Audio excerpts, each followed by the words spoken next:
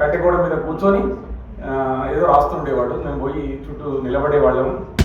విచిత్రం ఏంటంటే అదే యూనివర్సిటీలో ఈరోజు భాగ్యమ్మ గారు పనిచేయాల్సి రావడమే కొంచెం బాధాకరంగా నాకు అనిపిస్తూ ఉంది. కానీ అప్పటి నుంచి ఆమె 30 సంవత్సరాల నుంచి ఆమె ఇక్కడ పనిచేస్తూ ఉంది. చాలా సాధారణమైన పని చేయాల్సినటువంటి పరిస్థితి ఉంది. అంటే ఒక కవి తన కుటుంబం కంటే ఎక్కువగా సమాజాన్ని ఎట్లా పట్టించుకుంటాడు అని చెప్పడానికి తెలుగులో చాలా గొప్ప ఉదాహరణ ఒక అలిశెట్టి ప్రభాకరే. ఆయన కవిత్వం ఎంత సంక్షిప్తో జీవితం కూడా అంత సంక్షిప్తి చేసుకొని వెళ్ళిపోయాడు. 39 సంవత్సరాలు బతికి ఇంకా 39 సంవత్సరాలు కూడా రిలవెన్స్ ఉండే పోయిటరీ రాసిపోయాడు. ఎందుకు అంటున్నానంటే సంక్షిప్తి, నేను అప్పుడప్పుడు ఉర్దూ హిందీ వాళ్లకున్న సంక్షిప్తి లేదా స్పార్క్ అనేది తెలుగు పోయిటరీలో లేదు అని నేను ఎప్పుడు భావిస్తూ ఉంటాను. హిందీ వాళ్ళు అంటే కాలోజీ ఒక చిన్న ఎగ్జంప్షన్ కావచ్చు, చావు నీది పుటక నీది బతుకంతా దేశానిది అని ఒక చిన్న కవితలో అద్భుతమైన జయప్రకాష్ నారాయణ జీవితాన్ని చెప్పాడు. ఒక ఉర్దూ కవి అంటాడు ఏంటంటే, క్యా కమాతే హో జీవన్ భర్, నా కఫన్ కు జేబ్ హై, నా కబర్ మే అల్మారా అని. అంటే ఏం సంపాదిస్తావురా జీవితం మొత్తం, మన శవం మీద కప్పే బట్టకు జేబు ఉండదు, నిన్ను పడుకోబెట్టే బొందలో అల్మారా ఉండదు అని. అట్లాంటి సంక్షిప్తిని చూసిన తర్వాత తెలుగు వాళ్ళు ఇంత సంక్షిప్తి ఎందుకు రాయరు అని అనుకుంటూ ఉండేవాడిని. ఈ ఎగ్జంప్షన్ మాత్రం మళ్ళీ అలిశెట్టి ప్రభాకరే. అలిశెట్టి ప్రభాకర్ పెద్ద పెద్ద విషయాలు, అది నిజానికి మనం మన అమ్మ గురించో నాన్న గురించో మనం రాసిన విషయాలు రాయలేము. ఇంటర్నేషనల్ అండర్స్టాండింగ్ ఉన్న విషయాల్ని రాశాడు, చిన్న మాటల్లో రాశాడు. నిజానికి మనము శ్రీని చెప్పుకునేవాళ్ళం ఏంటంటే హ్యావ్స్కు హ్యావ్ నాట్స్కి మధ్య ఉండే స్ట్రగుల్ కంటిన్యూ అయిన తర్వాత హ్యావ్ నాట్స్ విన్ అవుతారు అని చెప్పేదాన్ని, అంత పెద్దదాన్ని అంటే ఈ చరిత్ర ఎట్లా పరిణామం చెందుతుంది అనే దాన్ని శ్రీ బాగా చెప్పాడు అని నేను అనుకుంటూ ఉండేవాడిని. పరస్పరం సంఘర్షించిన శక్తులలో చరిత్ర పుట్టెను, ఏ చిత్రం ఏ సాహిత్యం, ఏ శిల్పం ఏ గాంధర్వం, ఏ వెలుగులకి ప్రస్థానం అంటే చాలా గొప్పగా చెప్పేవాడు అని శ్రీని అనుకున్నాం. కానీ అంతకంటే చిన్న మాటల్లో ఈయన చెప్పిన కొన్ని స్టాండ్జాలు, మనం దోహా అంటాం కదా హిందీ వాళ్ళు, మన దగ్గర ద్విపద కూడా ఒకటి ఉంది. ఆ ద్విపద కంటే ఆ దోహా కంటే చిన్న మాటల్లో చాలా పెద్ద మీనింగ్ చెప్పిన ఒక 3-4 నేను రాత్రి మళ్ళీ ఏరి చూసుకున్నాను పుస్తకంలోంచి.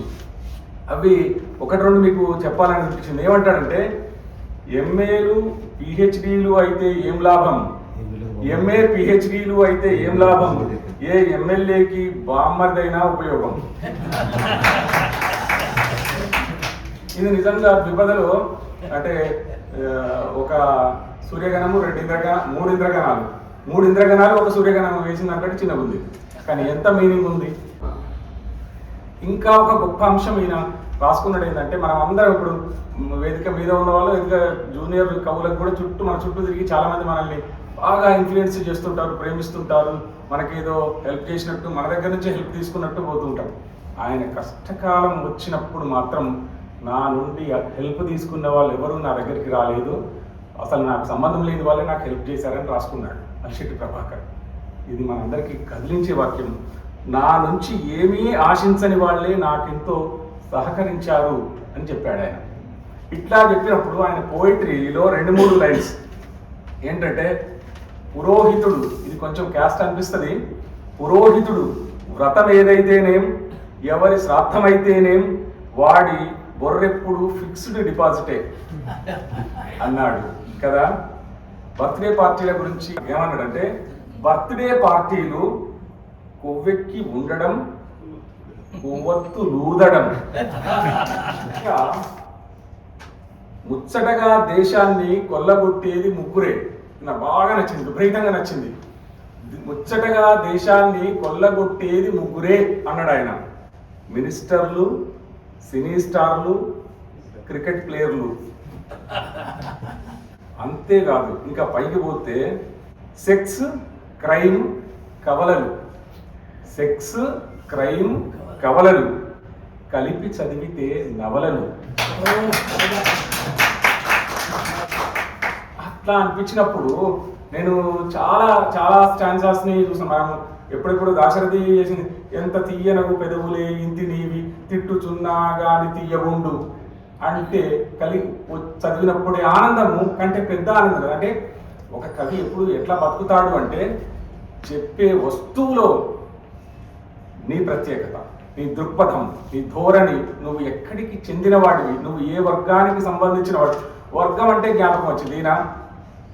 ఈయన బతుకున్న రోజుల్లో 39 ఏళ్ల లోపలనే ఈయన కమర్షియలైజ్ కాదలుచుకుంటే సినిమాల్లో 1-2 పాటలు రాస్తే మంచిగా బ్రహ్మాండంగా బతికిపోయేటాడు. కానీ అటు బోదలుచుకోలే ఆయన. ఎవడన్నా అది సినిమాల్లో పెడతా అంటే కూడా ఒప్పుకొని అని మాట్లాడేవాడు. 250 ఇస్తున్నారు సార్ కూలీ రోజు అంటాడు అనుకో ఊళ్ళో. నిజానికి ఆ కూలీ విలువ, మిగులు విలువ అనే దాన్ని కరెక్ట్గా లెక్కించి కడితే ఎంత ఉంటుందో అలిశెట్టికి తెలుసు, కానీ కూలోడికి తెలియదు. కూలోడు ఏమంటాడు, ఎంత ఇస్తే బాగుంటుందా, నీకు 250 సరిపోతుంది, చచ్చిపోతానే సార్, ఎంత ఇస్తే 300 ఇవ్వాలి సార్ అంటాడు. ఇచ్చోడా 3000 ఇవ్వాలా నీకు అని అలిశెట్టికి తెలుసు. ఈ 3000 ఎందుకు ఇవ్వాలంటే ఆ శ్రమ సిద్ధాంతం, శ్రమ విలువ, శ్రమ లోతు, తర్వాత మిగులు విలువని దోపిడీ ఎట్లా చేస్తుంది సమాజం అని తెలిసి అంత డెప్త్గా చదువుకొని చిన్న మాటల్లో బయటకు పెట్టినవాడు అలిశెట్టి. అందుకే అజరామరం. ఆయన ఎంత తక్కువ పోయిటరీ రాసినా, ఎంత సంక్షిప్తంగా పోయిటరీ రాసినా, రిలవెన్స్ ఉండే పోయిటరీ రాశాడు. ఒక పుస్తకం మొత్తం ఆయన 2 పాదాల కవితలతోటే ఉంది. మీరందరూ అలిశెట్టిని మళ్ళొక్కసారి చదవాల్సిన అవసరం ఉంది. ప్రతి హృదయానికి ఉంటాడొక వ్యక్తి. ఇది అభివ్యక్తి గురించి చూడండి. అంటే వస్తువు నిబద్ధంగా ఉండాలి, అభివ్యక్తి కొత్తగా ఉండాలి. ప్రతి హృదయానికి ఉంటాడొక వ్యక్తి, కానీ ప్రతి వ్యక్తికి ఉండదు హృదయం. మనము అంటే అసలు పోయిటరీ నథింగ్ బట్ థాట్. అంటే ఊహాశక్తి ప్రకటనయే కవిత్వం అని నేను అంటాను. ఈ ఊహాశక్తికి మంచి వస్తువుతోటి ఊహాశక్తి, ప్రేయస్ని ఊహించి కూడా గొప్ప ఊహలు చెప్పొచ్చు. ఇందాక నేను చెప్పినా కదా, గాలిబుద్ధి చెప్పాను. ఈయన మంచి వస్తువు మీద కూడా గొప్ప ఊహలు రావడం అనేది చాలా కష్టం. అట్లాంటి ఊహలు అలిశెట్టికి మాత్రమే వచ్చాయి. బాంబును చూడగానే బెంబేలు పడితే అది ఎప్పుడు నీ గుండెల్లోనే పేలుతుంది అన్నాడు. పిరికి, పేరుకున్న మురికి, ధైర్యం మనిషికి నిజమైన వీర్యం అని చెప్పాడు. ఇట్లా అలిశెట్టిలో 100 కోట్స్ మనం వేరొచ్చు. అలిశెట్టిని కోట్స్ బాగా రాసినందుకు మొదట కౌగిలించుకోవాలి, కానీ సామాన్యుడి పక్షం వహించినందుకు ఆయనకు పాదాలకు నమస్కరించాలి. Thank you.